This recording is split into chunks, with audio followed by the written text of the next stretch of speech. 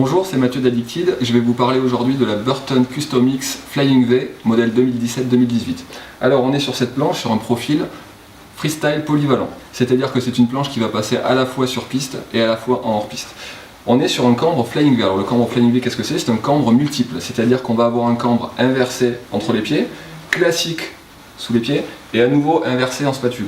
Le cambre classique, il va amener de la déjauge, c'est-à-dire que naturellement, quand on va se retrouver en poudreuse, la spatule avant va chercher à remonter, à déjauger, et il va amener aussi quelque chose de plus rotatif pour amener un petit peu plus de ludisme, un côté un petit peu plus joueur que sa consoeur à cambre classique. Le cambre classique qu'on a sous chaque pied, lui il va amener beaucoup d'accroche sur piste, il va permettre de récupérer un petit peu d'accroche et de récupérer de la ligne de quart pour avoir un petit peu plus de précision dans la conduite sur piste, alors que les zones de rocker en spatule elles vont amener beaucoup de flottaison quand on va se retrouver en poudreuse, encore une fois. Donc au niveau du shape, on va se retrouver sur une planche directionnelle, c'est-à-dire que les fixations vont être légèrement reculées sur l'arrière pour avoir une conduite de courbe un petit peu plus intuitive et une déjauge un petit peu plus efficace.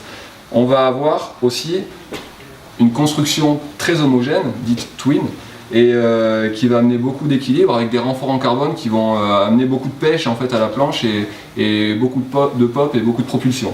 Donc si vous êtes à la recherche d'une planche qui passe partout, plutôt technique parce que c'est une planche assez rigide, mais qui se comporte bien en piste, qui se comporte bien hors piste, qui permettent de faire quelques sauts aussi de temps en temps, on est sur la Custom X Flying V de chez Burton.